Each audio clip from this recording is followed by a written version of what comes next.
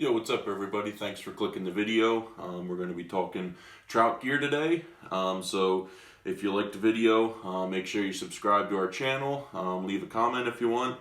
If you use any of the same gear, use any different gear, or if you just want to talk hunting and fishing, our channel should be coming out with a bunch of new videos over the next couple months. We lost our ice, so we're going to be doing open water fishing. We're going to hit the trout waters. That opens up in just less than a month. Hopefully the snow's starting to go away. We got some warmer temps, some sunshine, so we're looking to get out shed hunting.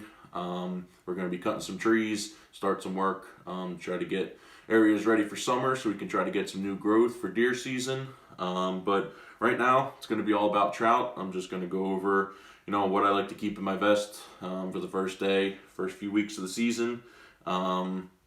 Most of our trout fishing we do here is for stockies. Some special places, smaller streams we can get some native brookies, but right now they're stocking mostly rainbows and browns. We do a lot of fishing southeast PA, but we also do fish northern PA, up Sullivan County, Bradford County way. So I'm just going to go over some of my favorite gear.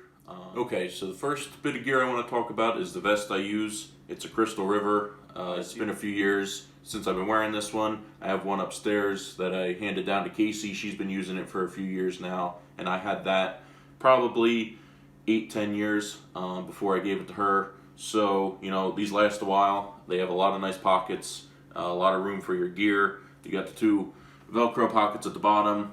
You got two big zipper pockets at the bottom of each side here, and then two medium-sized pockets. They got the Velcro to open up, and then two deep pockets up at the top. Usually the ones at the bottom, I'll stick power bait in each side on the bottom, or some of our gulp worms or something like that. And then the biggest pockets, I'll keep my spinners, flies, Rapalas in one, and then my hooks, weights, and everything in another. And then these upper pockets, since they're a little deeper, if I'm going to have my metal stringer or something, I'll stick, that down in one of those. And then there's a big full zipper pocket on the back of this. So that's great to keep an extra spool line in, or you're going out into the woods, you're going out fishing, going to a stream, you can't leave the cabin, can't leave the house without at least a half a roll of toilet paper. So that big zipper in the back is a great place for that. I know that's definitely come in handy a few times, so never leave without that. Cannot stress that enough. Basically, what I like to have hanging off my vest, pair of Hemos. If you're going to be doing catch and release, these are a must-have. If any hook gets down by the gills, gets a little deeper, this is the easiest way to get it out. Or even using the trebles on the spinners or on the Rapalas. It's much easier to deal with the small hooks with one of these Hemos. It can be a lot easier on the fish to pop the hooks out. And like I said, if you want to do catch and release, these are a must have on your vest. I don't use these all that often, these nail clippers. I know some people might like them a little bit more for trimming your line, if you're changing baits or you got to retire, something like that. But we use 4-pound tests, so I don't have a problem just biting through that with my teeth. But if that's not for you, definitely get a pair of nail clippers to keep on your vest. And then this last thing is a pair of scissors. I use this for trimming night crawlers. I don't use a whole night crawler on my hook. We use pretty small hooks, and a lot of times, I'm just cutting off a little section. This makes it a little bit neater. You can go right through instead of trying to tear them apart with your fingers. Just makes the mess a little bit less. Stay a little bit neater, and you do get a nice cut to the size that you want. So these are the three things I like to have hanging off my vest. All right, so we just talked about the vest I like to use, what I like to have hanging off of it. So now we'll talk about the rod that I like to use. This is actually brand new. I just went out and got it last week. You will see it if you did check out our bank fishing video from a few days ago. I did use this rod, but it did have a different reel on it. I'll talk about what happened and what's going on with that. But this is just a combo from Bass Pro Shops. It was $50. I was looking a lot for a trout fishing rod. Could not find them anywhere with everything that's going on. I guess manufacturing production is down. So what the place is getting stock, once they sell out of those, they're having trouble getting more. I went to a few different Walmarts, a couple different Dick's Sporting Goods, a couple Dunhams, Cabela's, and I couldn't find the trout rod I was looking for. I like my rods to be right around 5 foot, or even just a little bit shorter. This one's 4'9", I believe, ultralight. I don't like anything longer than 5 foot. It just tends to be a little trickier with the streams that we're fishing up in the mountains, or some of the smaller streams. Once you get a little bit longer than 5 foot, it can be a little bit tough to manage. And you don't need anything more than this to fight out some trout. You set your drag right, get the right line. You can play the trout out and you'll get them in. So like I said, this was like $50 from Bass Pro, but I like it. I used it the other day, caught a couple small bass on it, a couple crappie, fought the fish nice, casts well, has just enough backbone and then a soft tip. So this is a decent rod. The reel has about, I think it's 5 or 6 bearings in it, so it's nothing crazy. The other reel I was using was my reel from my trout rod last year that I broke. The reel was still good off the rod, so I put that on here, used it for our bank fishing, and then the reel started to go while we were fishing. The bail started to mess up, the reel started to not drag so nice, so I put this reel that came with this rod back on it. So this is what I'm going to rig up for the first day of trout. And the line that we like to use for our trout rods, we go with 4-pound test, mono in clear blue. We do like Stren brand for our light line for our trout rods.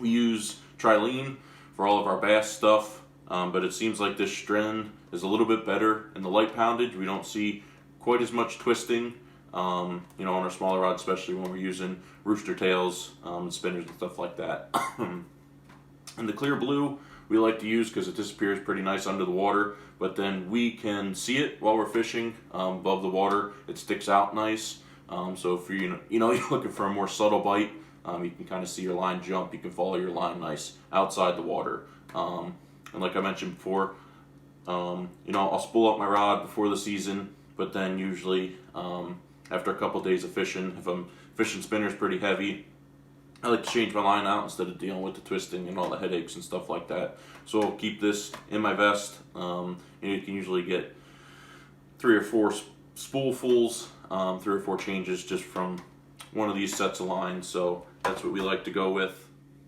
Okay, so now talk about hooks and sinkers that I like to rig up on my trout rod and line. Basically, we're using hooks right around size 10. We do like the smooth shank hooks.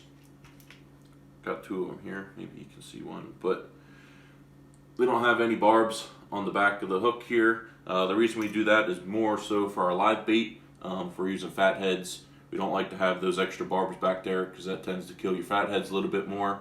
The smooth shank, goes right in once you get past that first barb. You don't get any more damage to your mini. So having that alive when you're fishing the stream can make a big difference in the presentation, can grab you a few extra bites. And we do like to use fat heads a lot. We know brown trout love them. And if we cycle through a couple different baits, or we're fishing trout that have been pressured a little bit more, sometimes going in with that live bait can make a little bit more of a difference, give a different presentation. They might not have seen as much. And this is a little exaggerated. That's pretty big crimp-on sinker, but this is what we like to use. We do have a couple different sizes. I have some real small ones in there, some medium sizes. It all depends, how deep your water is, how fast it's moving. A lot of times I get away with just using, 1 or 2 of the smaller ones or a medium one. It's pretty good for the streams that we're fishing. We're not fishing super deep, big streams. A lot of the ones that we fish up in the mountains, up in Sullivan County, they're smaller, faster moving water, so we can get away with those smaller sinkers. Okay, so next I want to talk about my spinners, my CP swings, my little jerk baits that I use, some of our reaction baits. First off, just got rooster tails here. I have a couple different sets of the ones in black. I do like to throw a darker color, but then I do have different spinners when I like to switch it up, different rooster tails. I got the rainbow trout color there, gold blade. I do a bright yellow one. Just, if you're looking to change it up, you've been throwing one for a while, you're not getting the bites. Never hurts to rotate baits when you're trout fishing. We do it all the time. It can just come down to, switching that color makes that trout want to bite. Or if they've been seeing the same stuff all day, switching to something new might grab you some few extra bites. And here, these are my two favorite ones for when we're fishing up north.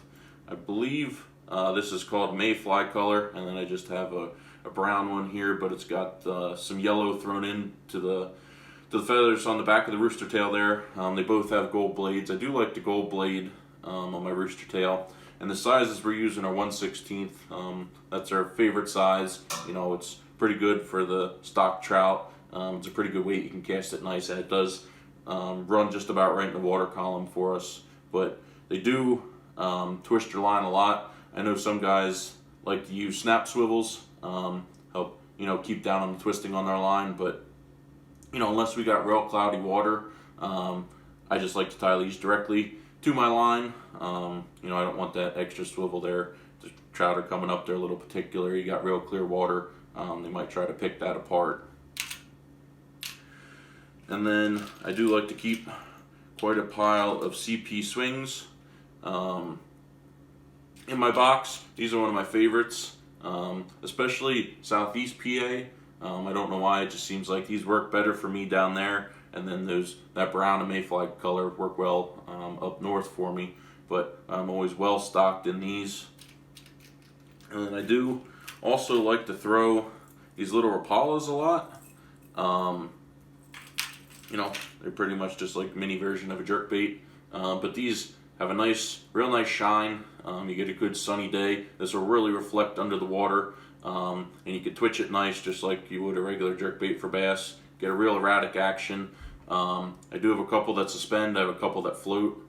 But I always like to put one of the crimp sinkers about a foot on the line out in front of it, and that kind of helps keep the nose down, especially in the current. Makes it run a little truer. But a lot of times if you're having trout that are short striking your spinners, they're grabbing at the blades and you're not getting them, I'll throw one of these on, and it does have 6 hooks on it. So if I'm getting one that's short striking the back, I do have a treble back there. If it's side swiping it, I got the hook up here. So a lot of times, anywhere that they smack at it, they are going to get a face full of hooks. So I do like to use these, and it does just make great reaction strikes. A lot of times you can excite them if you do find a school of them. You run this through there a couple times, even if you don't get any, you can get them moving, get them working around, and then sometimes some other baits work, or you can go back to live bait or something, and they're a little more aggressive and a little more active. And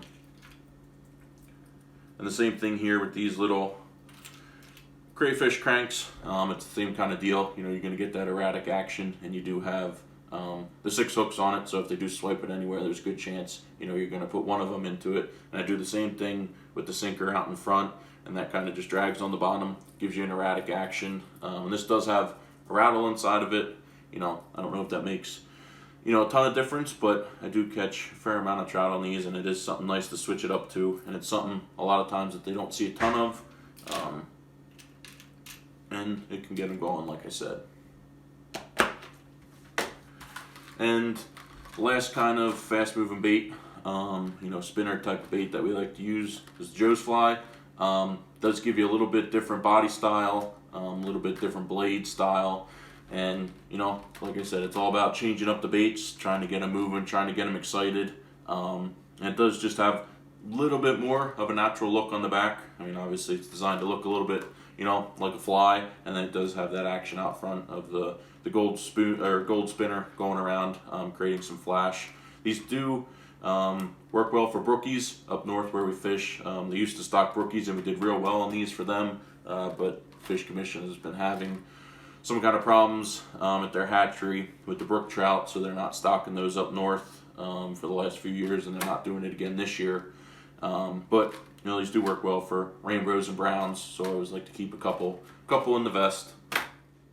Alright, and the last thing that I want to talk about is the power baits and the gulp worms. So we do always like to take container earthworms with. Those are always a good go-to, But if you're looking for something a little more subtle, something with a little stink, it is the gulp. You know, these are their, I guess what they're called, they're earthworms. They fit on the hook a little bit nicer. They're a little bit more low profile. You can cut them to the size that you want.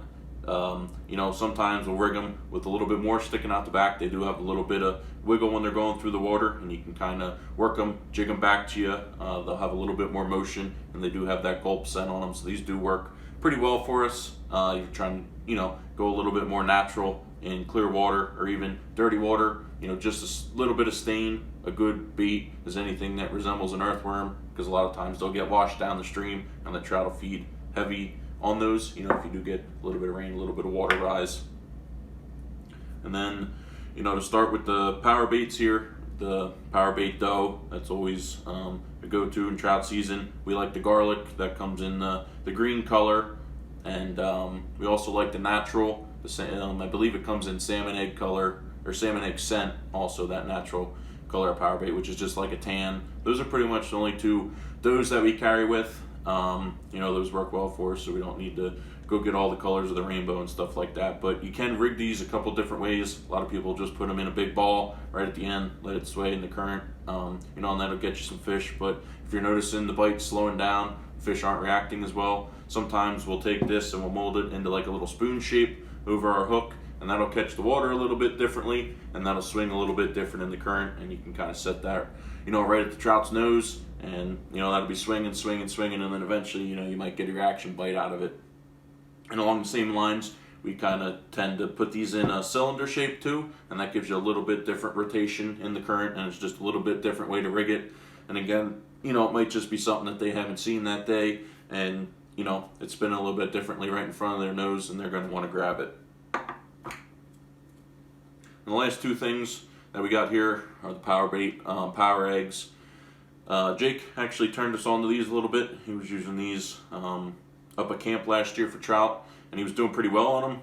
For whatever reason, you know, they didn't want the power bait dough, but he was floating, you know, one or two of these down the stream, and however they were, you know, working, wiggling, they were grabbing onto these, so we keep, you know, a color or two in our vest from now on. The good thing about these is they're not actually the preformed dough. You know, they're kind of rubbery, so they stay on the hook well. You can catch a couple fish with them before they get too tore up, so you don't have to, you know, get a ton of them. You can catch quite a few trout before you got to switch them out. But they do float just like the power bait, so we do rig them with sinkers to keep them down in the water column. But it's always good to have, you know, a couple of these with you in your vest. Alright, so that's everything that I like to have in my vest for the first day of trout. You know, everything to get me through our trout season. So, you know, if you like the video, make sure you go down, hit the subscribe button, hit the thumbs up. I think there's a little bell or something that you can click so you get notifications when our new videos pop up. So we should be having a ton of content coming out over the next couple months as we get out of our deep freeze and we can start doing some more stuff. So be on the lookout.